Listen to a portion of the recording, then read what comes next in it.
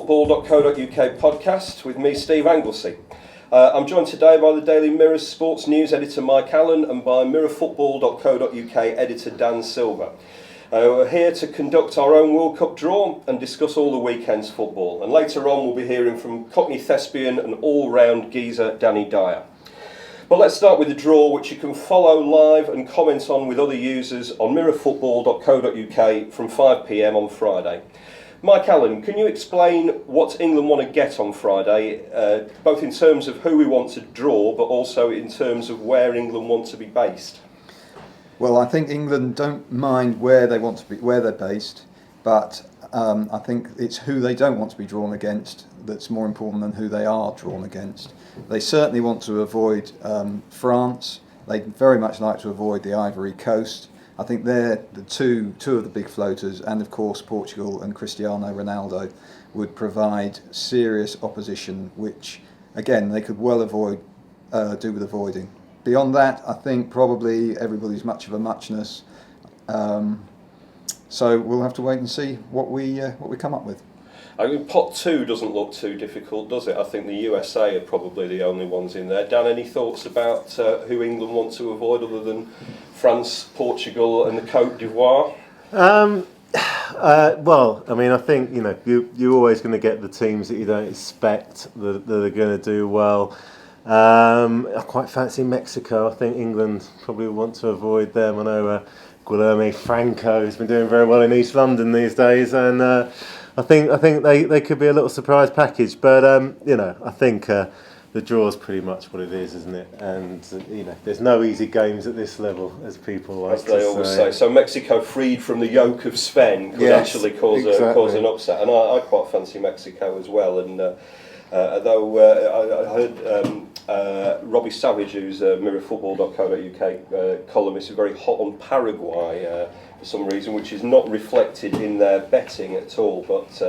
But he's advising people to look out for Paraguay, who are 13th, joint 13th favourite, 66-1.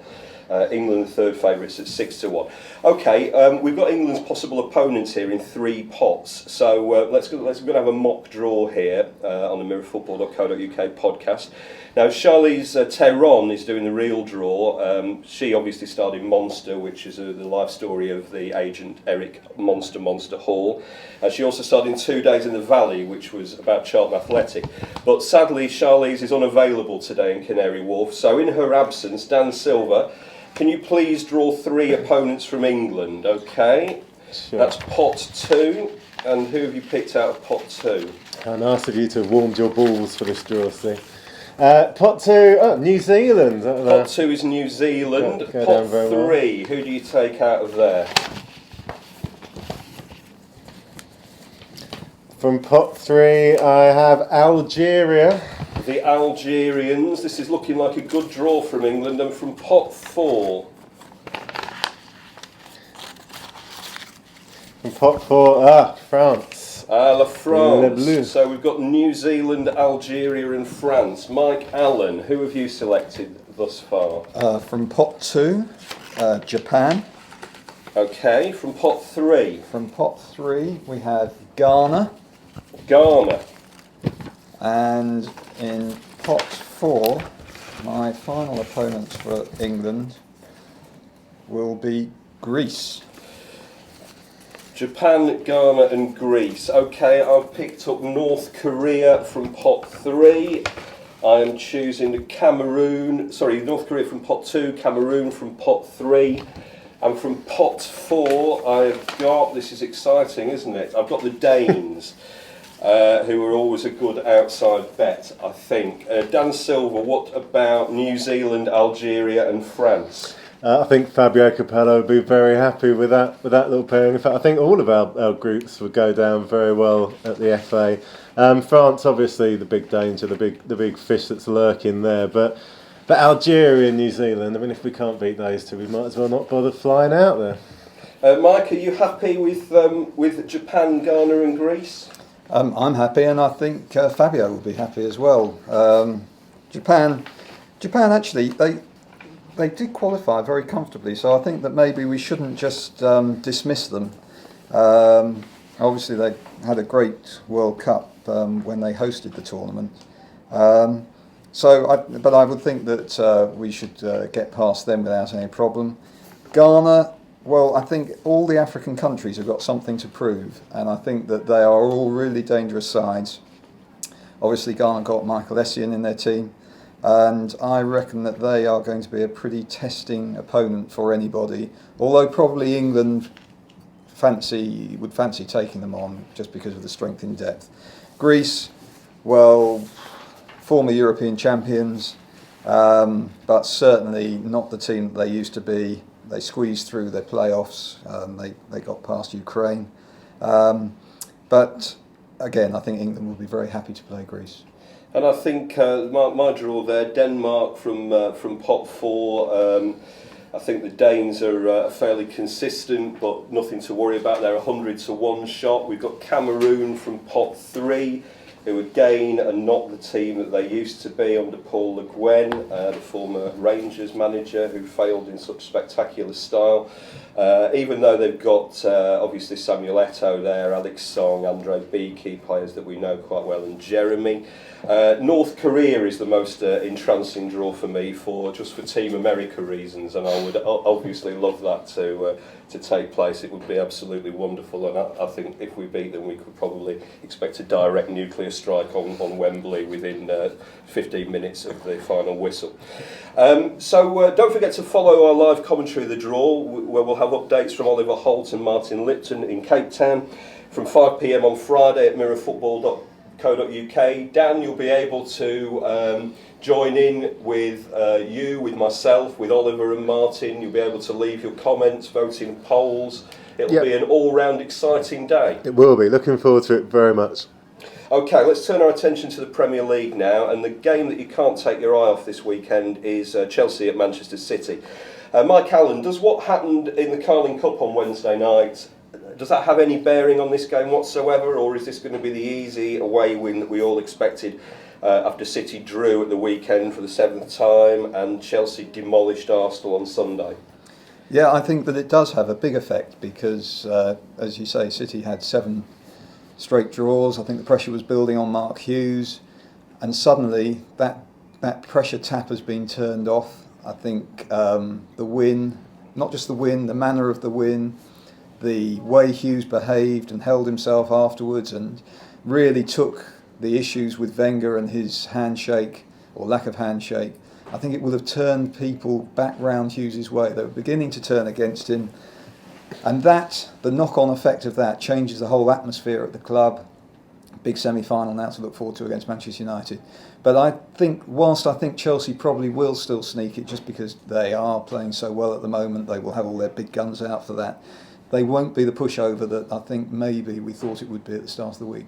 Okay, Mike, just on a side issue, after Manchester City drew Manchester United out of the hat on Wednesday night for the semi-final of the Carling Cup, do you expect Fergie to stick to his guns and stick with the kids, or is he going to keep that banner up at the Stretford end by bringing on the likes of Rooney and the rest? Whether he plays Rooney and the rest is one thing, but I think he will certainly play a very strong spine to the team. I don't think that he wants to give City a chance to lower that banner. And he will be doing everything he can whilst giving as many youngsters a game as possible.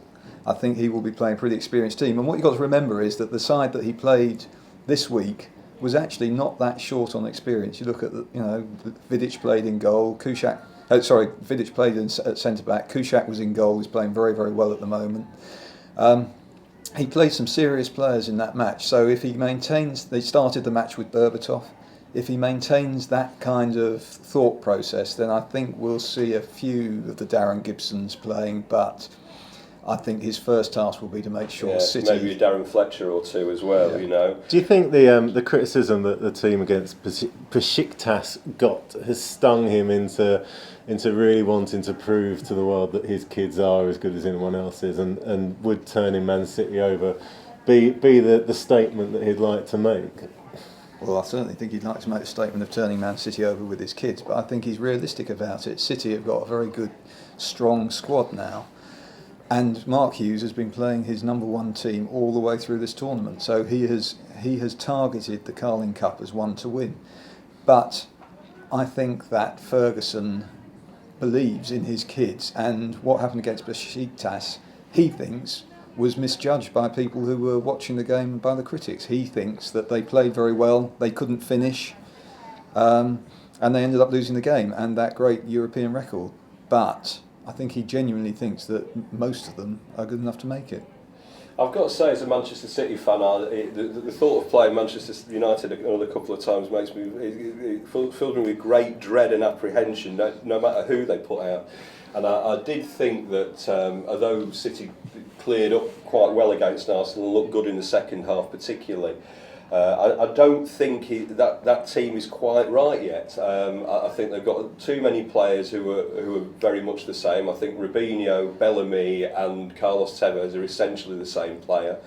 I really, and also I was dismayed to see Stephen Ireland playing so deep against Arsenal on Wednesday night and not really able to get on things at the edge of the box, which we all know is his great strength. And for that reason, I do fancy Chelsea on at the weekend, and I'm very wary of backing City against United, even though they did look so good. Now, Dan, obviously City accounted for Arsenal's kids, and it'll be the Arsenal grown-ups or whoever's left of them who face Stoke on at the weekend, and Stoke are just the kind of physical team that Arsenal have struggled against in the past, aren't they? Yeah, totally, and I think they'll probably struggle against them again.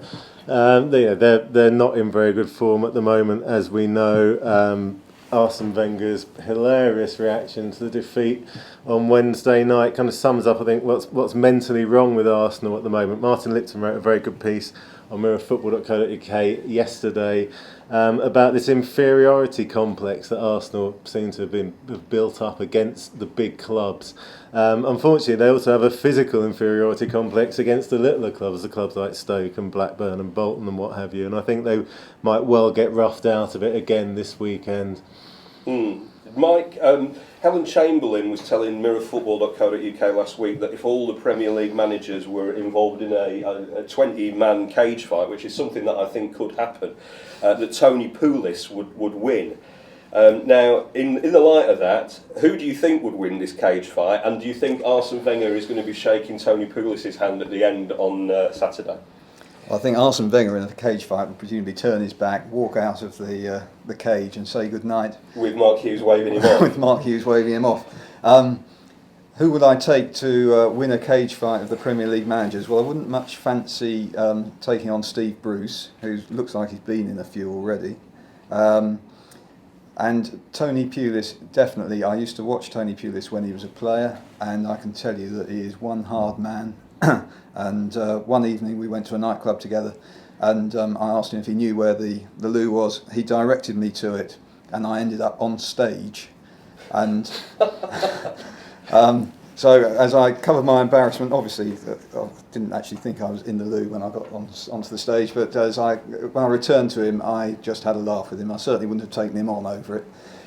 He's a hard man, Tony Pulis, so probably Helen's got it right. And also he could bring in Peter Reid as well as his for a little extra batting, which I think it maybe gives him the edge. Right. If it was chess boxing, I think Arsene might stand a better chance, probably at the chess than the boxing. Yeah. I would. I mean, as in terms of who would be first out, I think Roy Hodgson's looking a bit frail these days. But certainly, I don't think you have to look further than the people we've mentioned. Although Danny Dyer, who will be hearing from in a minute or so, has some different ideas. Steven Gerrard is playing what will be his 500th Liverpool game at the weekend. Dan, he's never going to win the title, is he? Not if he stays at Liverpool, no, or not unless something drastic happens. I mean, you have to admire him. As a local lad, he's got the club literally in his blood. Or at least that photo that may be kicking around of him, or may not be him in an Everton shirt, suggests he might have the club in his blood. But no, I mean, I think his best chance probably sailed off a couple of seasons ago, and will he move to win the title? Will that ever happen? I can't see him moving to win the title. I can't see him winning the title.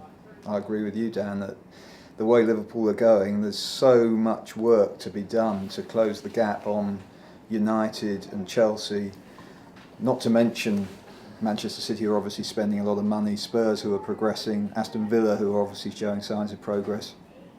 Liverpool got a real problem, and Gerrard has got a problem as well, and you just cannot see him adding a Premier League title to his collection of medals. He might win the odd cup, but realistically I think the league is out of his reach now in the next 3 or 4 years, which is how long his career's got. Yeah, that's right. And I think, I spoke to Gerrard at length a couple of months ago, and as well as talking about how devastated he was and that was the word he used, at the loss of Xabi Alonso, he did, when we talked about the title and whether it would always be a knock on him that he didn't win the title after he'd retired, he said that it would always be a knock on him, but he was kind of, there was an if and but in there. He was saying, well, at least I've won the Champions League and everything. And this was at a time when Liverpool, although they'd lost the first couple of games of the season, they were still in with a chance, and it almost seemed like he was